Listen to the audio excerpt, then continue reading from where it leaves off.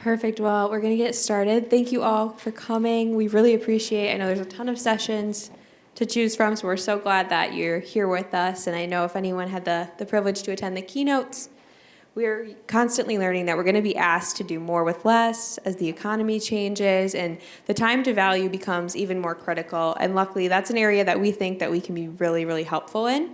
So beside the clickbaity title, Making the Case for Ansible, Practical Guide to Unlocking Value and Overcoming Obstacles, we're going to give you a little bit of an inside look at what we do as the business value practice and how we can help you and your clients.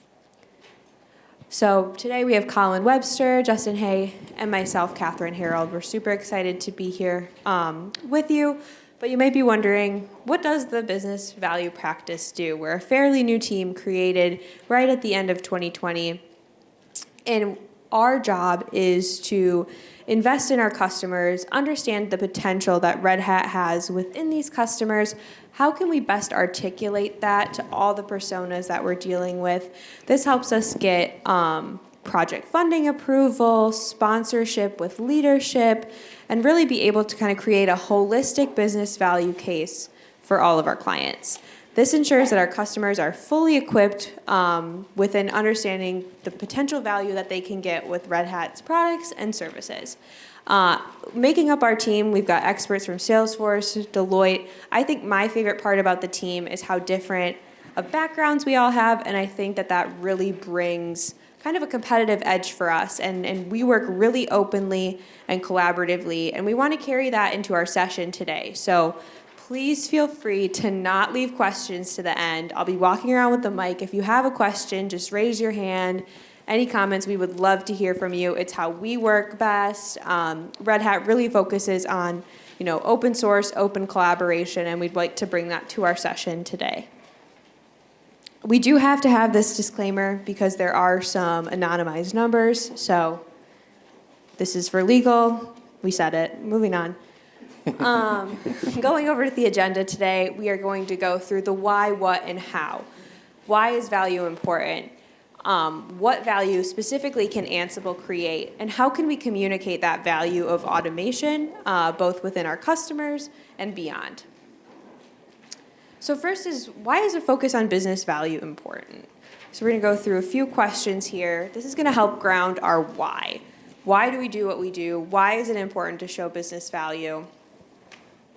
And I want to ask the audience, are you looking to implement a technology project in the near future? And this is almost a rhetorical question because I feel like today, in today's age, everyone is implementing technology. You can't, remain competitive without implementing some sort of technology project. So I would love to hear if anyone has, exciting one that they're really pumped about coming up or a goal that they have with their next technology project. Please answer. Anyone? No one has an automation project they're working on. No. Yeah.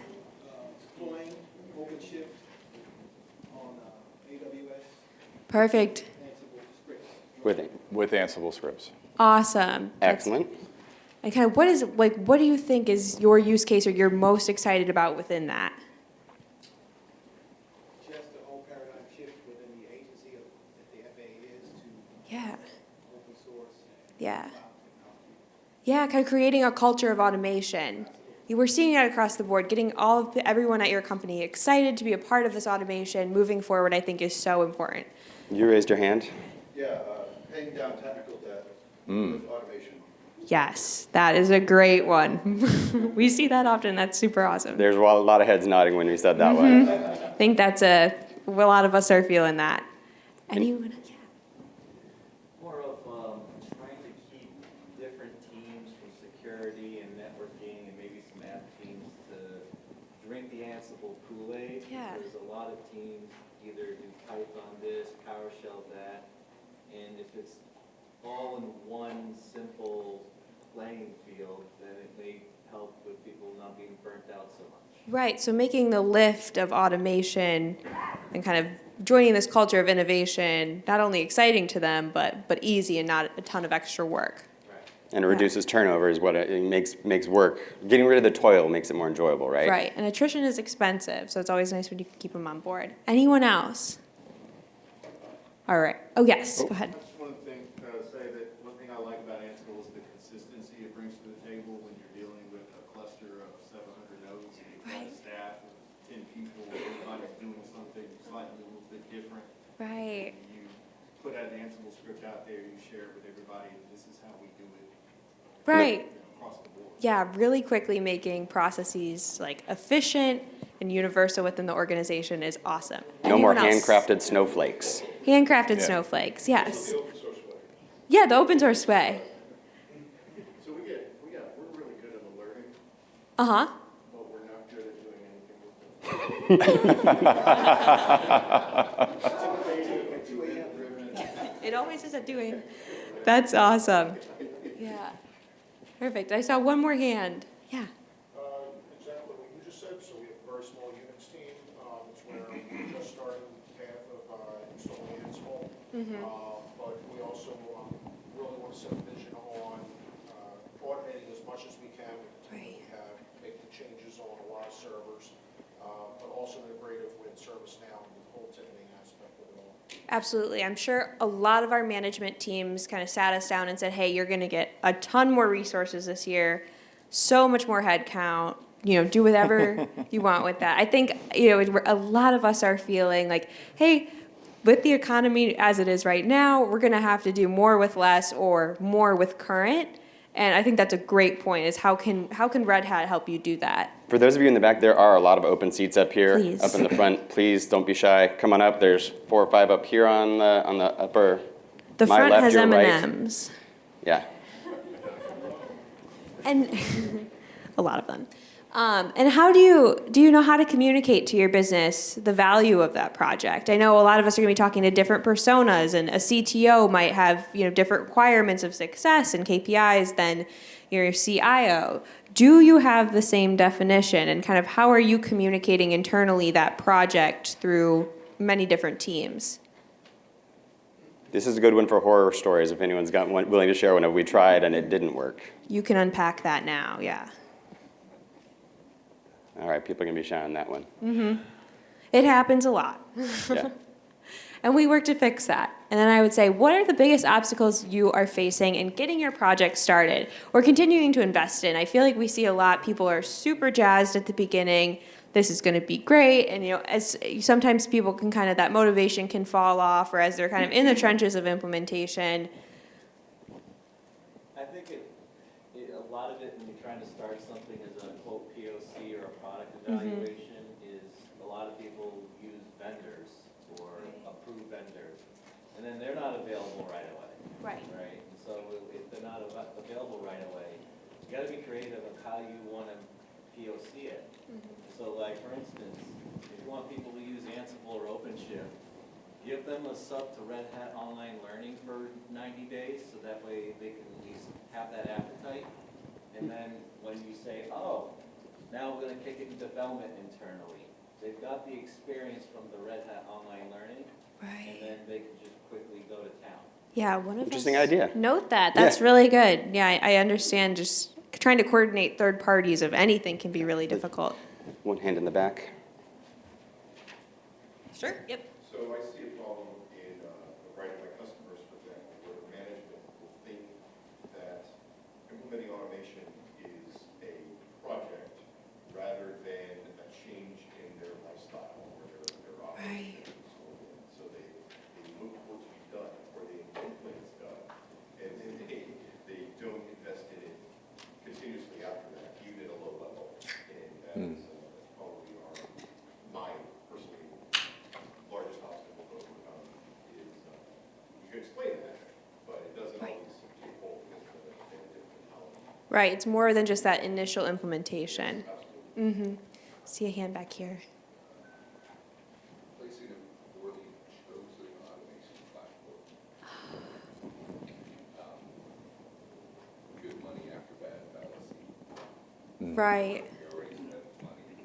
We're staying with this even though none of you like it. Right. Justifying new investment after sunk cost. That could be really hard to get buy-in for. One of the biggest I'm facing is the team is small. Just saying that it's a matter of the time and investment that the team makes into this and does it well and does it correctly. So I think one of the ways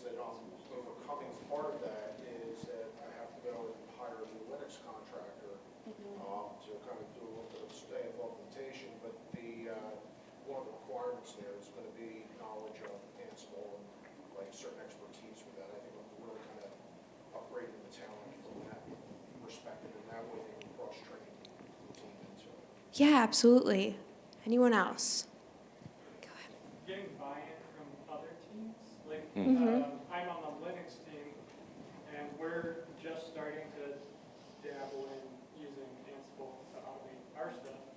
But my manager and stuff has shown interest in getting it onto other teams, networking, and database stuff, etc. And it's, yeah, getting that buy-in Right. from the other teams, like, hey, can we help you automate some processes? And there's a bit of fear, I guess, from what does automation mean? What does that mean to their current job state? Yep. Sort of thing. Right. When really it's just like trying to, at least initially, help them stop doing those repetitive tasks that they do every day, you know? Like, Yeah. can I just make your job easier? That's all I'm trying to do right now. So you can actually do the important or more mind-bending stuff, I guess. Right, right. Oh, yes. Here, why don't you go and then you. And I'm the only one saying time and resource, because we have a very small team of 6 people, and we Yeah. manage close to 15 really different systems. So we feel like hamsters on that. Yeah, absolutely. And so to learn something new, I can't afford to, like pay for somebody now. And so Right. it's a classic time and resource vicious cycle. Yeah, does anyone else kind of So relate getting to that? started, yeah, getting started. Yeah. Well, building on that comment, the previous one is, I'm a technical manager of my team, and I find it's a culture shift up and down the chain.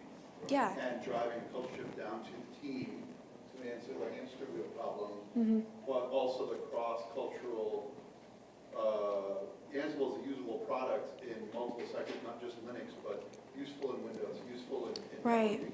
But it also goes further up the chain to upper management to explain and teach the cultural shift of what automation is and what it Yeah. means. They'll see things on commercials and go, oh, that seems neat, but they don't understand really what it is. And I find as technologists, our job is to explain technically how to achieve the goal. So Right. it comes to a cultural change. Yeah. with automation and containerization and OpenShift and all that good stuff. That is a great lead-in into our next slide. Not a plan. We paid him to say that. So we work on tailoring the message, and I think we've had sentiments like that. How do I get this other team excited? They're going to bring different goals and different KPIs, a different understanding. Different things are important to them within an Ansible implementation and automation. So we actually start operational to strategic. We're tailoring that message from anyone from someone in IT up to an executive. How does automation impact our company strategy? Where is it going to take us? Apologies there. Where is it going to take us in 5 years? Kind of that 10,000 foot, how is this going to help us achieve our goals? And then down into the business units, where I think a lot of those questions tend to be like, how are we going to do this? And what does this mean for my work? And how are we going to spread this along different business units? So we definitely, hear a lot of what you're feeling on a day-to-day basis. And as a team, we really work to help make those easier. So I'm going to pass it off to Colin now to just kind of explain a little bit more of the how. Thank you. So we're going to talk a little bit about, what are the ways that Ansible creates value and kind of the framework we have built for that. But I actually want to start talking about something that's all across the headlines, which is, of course, AI. And I think a lot of us intrinsically feel that there's value there. And I'm wondering, why do we all intrinsically feel that there's value there? It could be like corduroy pillows. It's making headlines. Dads are going to dad joke, sorry. But it's more than that. I think everyone looks at AI and goes, you know what, it eliminates toil, right? People are looking at ChatGPT and saying, I can get rid of some toil in my life, stuff that takes a long time or I'm not very good at, right? And we're really glad to hear that because that's actually the message we've been saying about Ansible for enterprises for a long time. The goal is not to necessarily automate people out of a job, it's to automate out the toil, to orchestrate those tasks across the different silos, to get the scope right across the organization, and that when you automate, if you've played with some of the ChatGPT and gone to AutoGPT, what does AutoGPT do? It orchestrates different AIs and different tasks, right? And that's what Ansible does as well. It can orchestrate those automations across the organization, and it really unlocks transformative value when it does that. But how do we communicate about the value? We have a 4-part value framework that we use. And if I were to ask you guys, how do you think of value? Almost everyone's going to say, oh, it generates revenue or it reduces cost, right? Very obvious. But there are other elements to it, such as risk avoidance and strategic improvements. And we're going to talk through what we mean by each one of those. And just like she said, Catherine said that we need to tailor our value message depending on who we're talking to. We want to think of value holistically because each company's needs are going to be slight different mix of these 4 types of value. So the first one, a lot of the things you're going to see next are from an IDC report that was in 2021. There's a link to it. One of my favorite parts about that IDC report is there's a 2017, a 2019, and a 2021 report. They cover a variety of different industries, different demographic companies, but surprisingly all come out with very similar messages of where the value comes from. But this is from the most recent. So looking at revenue growth, straightforward, allows us to develop more apps and innovate more, right? And those are things like they noticed that companies could have more new applications, more new logic, right? Extra time spent on innovation and other strategic activities, getting off the hamster wheel of doing the same old thing and now being able to do something strategic, right? Then we have the cost optimization. This is the one everyone's familiar with when we think of automation, right? Faster server deployment, faster networking provisioning, faster storage deployment, right? And there are savings there to be sure. I don't like to spend a ton of time here because I think this is the one when bosses hear automation, this is what comes through their head, right? I think risk avoidance is actually the unsung hero of Ansible, and I'll explain to you why. So there's obvious things like less unplanned downtime and a shorter mean time to resolution. Makes sense, right? But there's other elements of risk avoidance. One of you guys mentioned that people get bored doing things and there might be more turnover, right? Employee retention is a risk, especially these days when hiring is actually hard and expensive. It is much less expensive to retain talent than it is to go and hire new talent, right? And if people are doing the same job over and over again, they get burnt out and they want to move on to something new and different. Colin, I think you said something really powerful earlier about reducing toil, and I think as we saw Diamond Resources and small team, when you're able to take that toil out, the folks that you do have, I think, are able to do more interesting work or work that they feel like is making a large difference, and you might not need as many extra resources because you've taken that toil out of their work. Exactly. There's also security and compliance, right? Every handcrafted snowflake where each system is set up individually is a vulnerability, is a potential attack surface, right? If you don't know how everything is configured, then there is some potential risk there, right? We've also seen companies that are taking Ansible, they finally get to a true infrastructure as code, they take all the logs, dump it in Splunk, and they tell the auditors and compliance folks, hey, you want to see how that system was set up, when, where, how, and changed? It's all right there, leave us alone, right? And there's some definite risk reduction there. And then lastly, strategic improvement. So strategic improvement is giving your business a capability it didn't have before. I think of Red Hat's job, I think of our job as we are here to transform how IT delivers value to the business in such a way that the business can transform how it delivers value to the end customer. That's what our real mission is. So we want to help you give new capabilities. And I had the privilege of working with a company called Employers Insurance in Reno, Nevada, and their CIO, Jeff Shaw, has become a good friend of mine and a mentor. And there's a YouTube video out of him speaking about the work that we did. And he started off in the video, it's about a 4-minute video, and I think there's a link to it in here later, but he said, we were left out of a whole market. We've captured $40 million in revenue in the first year and a half, right? And if you think about it, getting a new market, that is fundamentally strategic improvement. It's access to something the business didn't have before, right? In their case, they were operating in 36 states. They made it to 46 states, they basically hit their total addressable market. And they were able to work with the aggregators in the insurance industry, like LendingTree, fill out one form, get several quotes from banks. There's the same process in insurance. And they weren't able to get into that because they couldn't move fast enough. Ansible let them do that. And $40 million in revenue, the ROI on that, I can tell you, is very high. So it also changed the way we did business in the company. It actually kind of changed the culture, right? They had a culture of innovation there. And I think thinking about strategic improvement, changing people and process is fundamentally a strategic improvement, right? Getting that culture of change. And we're as tight with the business as ever. We could merge IT and the business together because anything our business could do, it needs IT to do it. And having continued to work with them, that has continued to be true, right? And it's been a great journey in my career to be a part of, to see that kind of transformation. All right, now, when we think about automation, we've talked a lot about, we're again trying to focus on where Ansible creates value. And this goes to the scope of automation, right? So people naturally start with infrastructure. Hey, let's do Linux. Maybe let's do Windows environments, right? And there's tremendous value there. You can respond better, you can restore. But as soon as you add network and security, the value goes up tremendously. And we see people, candidly, a lot of teams kind of tap out at the first layer. Another significant group tap out right here. But there is actually a lot more untapped value here. There's still around compliance, app dev, and not even shown on here is cloud, right? And so there's a lot of opportunity as you look to orchestrate those automations across the enterprise to really add additional value.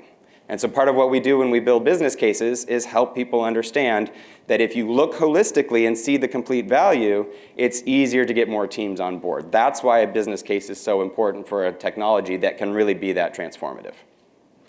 All right. Justin's going to talk to you a little bit now about transforming vision to value. All right. Thank you, Colin. So you heard from Catherine earlier around sort of the principles and the rationale behind business value. And you heard from Colin specifically around the ways that Ansible can help, the unique characteristics of Ansible to help unlock that value. Tying this together in the next, let's say, 10 minutes or so, is this idea, we get all the time, we get these questions, and it's like I get the principles, I get the rationale. I don't know how to do this within my organization. So how can I tell a compelling narrative, or how can I compel my organization to move forward? This gentleman, was it Ben? I couldn't read your name tag. Yeah. The use case you shared earlier around, we like the tool. How do we expand this to other parts of our organization, and how do we get other stakeholders to buy into that? We're going to explore something like that in a couple minutes here. So the way that we build this financial business case is through a framework that we have called the vision to value. Now, you have a couple options. You can pick up that one slider on your chair and you can give our team a call. We'd be happy to walk you through this. Our team does this at no cost. This is a for free service that Red Hat offers. There's about 30 of us globally, so we support the construction of financial business cases across the globe for your customers or for your partners. Feel free to give us a call. But if you're feeling ambitious and you want to do this within your own organization, we follow this process. And I'm going to go through this in a little bit more detail here. This particular use case that I'm going to share, this is a company we worked with about 3 to 4 months ago. They're a very large global financial services organization. They process billions of transactions each day. And they came to us and said, look, we're an existing Ansible user. We love it. We want to expand to additional use cases across the business. But here's what's happening. The economy stinks. We have no budget. The business and our internal stakeholders that write the checks, procurement, funding, our CFO, they don't understand what this is, and they're basically telling us no. So they're putting a block to the project. How do we move forward? So I'm kind of getting ahead of myself a little bit, but if you look on the outcome piece here, when the CFO initially had reservations and concerns around the investment of this particular project, when we were able to quantify and articulate the value of this effort and this initiative in ways that resonated with his language, in terms he could understand, $17 million of impact over 3 years, it was a pretty dramatic shift in recognizing, like, hey, there's something here. We should explore this a little bit further. So walking through this framework and this vision to value process, the first step is to understand. Now, this might be straightforward and simple, and it is, but it's a shift in the way that us technologists are used to understanding, and what our objectives and outcomes for us is different than, again, a procurement lead or a CFO or a leader of a BU. They don't care about YAML. They don't care about bits and bytes. In this particular instance, their objectives were centered around 3 areas: operational excellence, evolving the platform, and innovation. So operational excellence, straightforward. Colin covered much of that earlier. That's OpEx reduction, cost optimization, resiliency, minimization of risk, that kind of thing. Evolving the platform. So their platform is their product. So the end consumer of their platform is how they generate revenue. And how can we make that platform more relevant? So that was a 6 to 12 month goal from the CFO, being able to evolve the platform in a more meaningful way. And then finally, it's the innovation piece, which is related to the platform evolution, but this is increasing time to capability. So how can we create more features and functions, and how can we grow this revenue generating product faster than our competitors and decrease our time to market? So once we've understood their objectives and we've documented them in a meaningful way, which is what you see, I don't know how to do the laser pointer, but imagine a green dot on the left, vision and business objectives. We begin to map and define the value chain here. So what you're seeing here is it's called a value map. You establish what the business wants to achieve on the left. On the far right-hand side, in the red column, the red chevron there, if you can imagine a double-clicking of those objectives and kind of the level 2 KPIs and metrics behind that. So for example, in operational excellence, you might have, well, to generate impact and value in that particular category, we need to reduce, again, for example, the number of development FTE labor hours. Right? There's real value in being able to either increase the number of capabilities or reduce the level of effort that our developers have to produce those capabilities. And you can quantify that. There's value behind that. Now, the important piece is the middle, and this is where the technology and the capabilities comes into play. You can't link the objectives and desired outcomes with the KPIs and the impact without articulating how the technology serves as that bridge. So that's where the specifics around, let's say in this particular example, Ansible come into play, and you can help create that link. When you build something like this, you truly start catching attention, eyeballs, and you start to generate a little bit of momentum. The next step is to have a prioritization exercise, and this is relatively straightforward, but look, you can't solve world hunger. You have to have an understanding and an agreement around what you're going to achieve first, second, and third, and where you want to focus your effort and energy in a world of limited resources.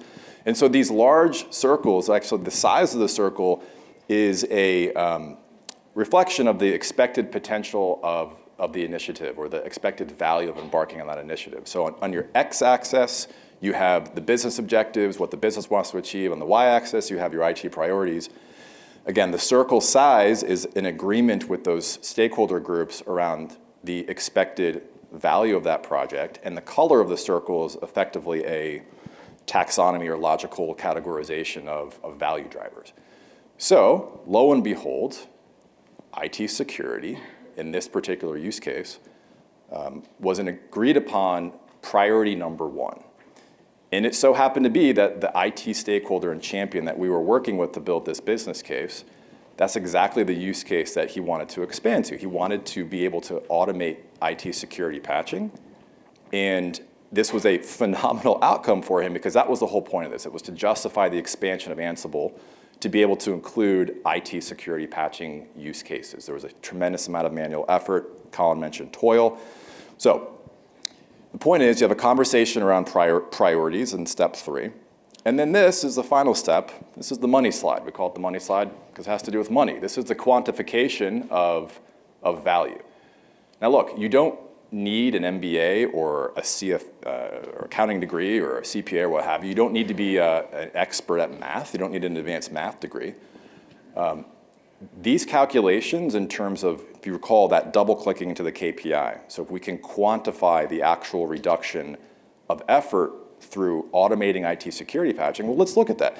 We measure how long it takes to do, let's say, a manual update today or a manual patch today.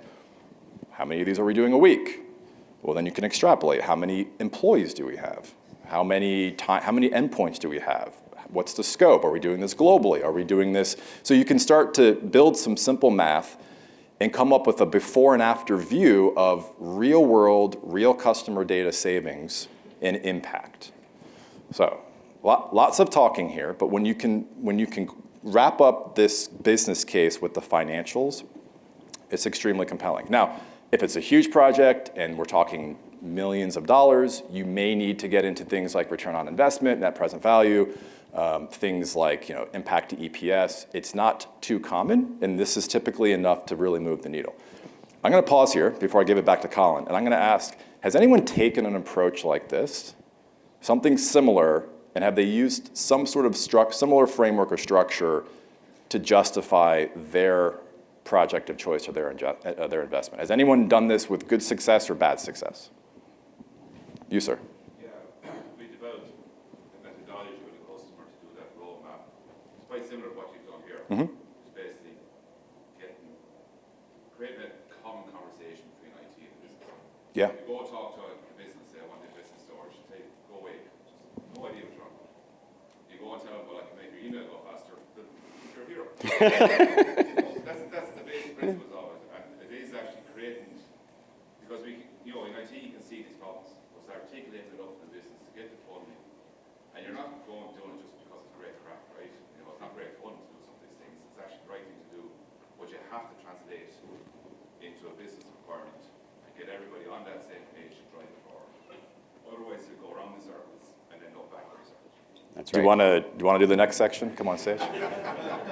I actually want to, can we go back 2 slides? Because from this numbers slide, a lot of times people say, well, those are soft dollar savings, right? Those are people, we're not going to lay those people off. Those are soft dollar savings. It's not real money. That is why it is so critical that we start with these business objectives. And the reason why is because your line of business leaders, they have projects they want to get done that they're not getting done at the pace with which they would like to do it. So they can either hire someone or they can have people already in their organization do that work. And so when we're saying we can reduce the amount of time people spend on these toilsome efforts, it's critical that you tie them back to the really big top-level pictures of what's important to the company, things that are in your annual report to shareholders, or things that you're committing back to your top stakeholders. That is why this part is so critical when you get to the money slide, because people always go, oh, well, that's soft dollar. That's not real savings. It is, because if you want to get this stuff done and you've got diamond teams that they can't stop doing what they're doing or everything shuts down, you'd have to hire more people, right? And that's how we get through that conversation. Patrick. All of this doesn't really work if you don't have the adoption figured out. And the reason why I say that is, yeah, all this looks great, you're going to save money, blah, blah, blah, but when it comes down to the reality, hey, do you have time to learn Ansible? Hey, do you have time to get off of the 30 years of Python you've been doing, or the 20 years of PowerShell, and actually get the competency? Yeah, you're right. Out, this doesn't matter. So all those discussions, they have to happen. There's 3 paths that have to happen at the same time. There is the technical capability of the tool to do what you need it to do, right? The second is, are the people and process ready to be adjusted to adapt to the new technology? And if not, can we develop a plan for that, right? And the third is the business case. And those 3 things have to come together. And when you do it that way, then when people say, we don't have time, our people and process is too rigid, but the top leaders have seen the numbers, that's where they can make space to adjust the people and process priorities to do that. If you don't get high enough up in the organization, you're right. You're right. But if you have a true business case, that's how you climb the ladder to get to business leaders. Does it work every time? Is it a silver bullet? Of course not. But it's what we have seen work over and over again to great effect. And I've seen companies that getting sponsorship up high enough, they're changing the job descriptions, and now people are being measured every year against, did you participate in some sort of innovation, automation, implementation? That was a lot of similar sounding words. And employees are going to be measured against that, for their bonuses and for promotions. So when you get buy-in at a level that is so high, it's almost going to be like this culture change from the top down to include this. Exactly. So what we shared with you today, we're going to, go ahead, you had a question? It's a bigger challenge in organizations, retraining people and getting them to write code. Yes. And you cannot really let them go because HR will never allow that. And to hire new people, it's going to cost company a lot of money. Well, as a self-proclaimed dumb sales guy, I can tell you I have written YAML and written Ansible playbooks myself, and we saw some announcements yesterday that'll help even jokers like me do it better and more efficiently. So you're not wrong that that's a challenge, but it's one that we're working to overcome. I want to be respectful of time, but what we tried to do with you today is define the why. Why do you need to do this? Understand the what. How does it create the value? How do you change the conversation? As well as the 4-step process of vision to value so that you can do it in your own organization. By the way, that 4-step process works for any technology. It's not Ansible unique, right? It works. We use it all the time for other technologies. If you want to hear from someone who did this themselves, the room next door, 1 p.m. today, right after lunch, Jay Sanders, Centene's Director of IT. Centene is a Fortune 25 health insurance company. He will walk through how he turned his organization into an amazing DevOps organization. No theory, no BS. He loves to talk to his peers. And he's going to be co-presenting with Anurag Goel and Demi Larkin from the Business Value Practice about how we helped build the business case. So he had the idea, he helped define the scope, we helped put the numbers on it. So don't take it from us, but come next door in a couple hours and you will hear directly from Jay on what they built. And he's a fantastic speaker. A couple of the resources to support you. This deck that you have will be available on the app in PDF form. You do all have the one-pagers. There's a QR code and an email address. Feel free to reach out to us. As Justin said, we work only with our most strategic customers. Well, guess what? Some of you came all the way from Australia to be here. By definition, you're our most strategic customers. So reach out to us. We want to help you. We will share resources like this, those value maps, etc. Also, there is going to be a link to the IDC report. It's great to read through and see specific value drivers in there that'll resonate with your company. I encourage you to do that. And then lastly, review today's slides. This same QR code here is what's on your handouts. But come partner with us, and just to demonstrate that value comes in lots of forms. That is why we gave you guys BVP M&Ms, because who doesn't need a little sugar kick? And we want to do something a little fun and cheeky to remind you that we're an important team, but we're also here to help you. And lastly, on the expo hall floor, in the as you're coming down the escalator, far back left corner, there's a place called the Experience Zone. Our team of 11 North American people are here. We're doing live business value modeling with people. Sit down, spend a few minutes with us. We'll actually build a value model with you for your company and follow up with you after the event. So if this looked interesting, you want to do more, come by the booth. We're there all the way till I think 5 o'clock today, and we'll be there happy to, even if we can't get all the way through the model, get started with you and continue the conversation afterwards. So, any questions? Is this a good use of your time, at least to get the M&Ms? All right. Thank you all very much for your time. Appreciate it. Please do fill out your survey afterwards, and enjoy the rest of Summit.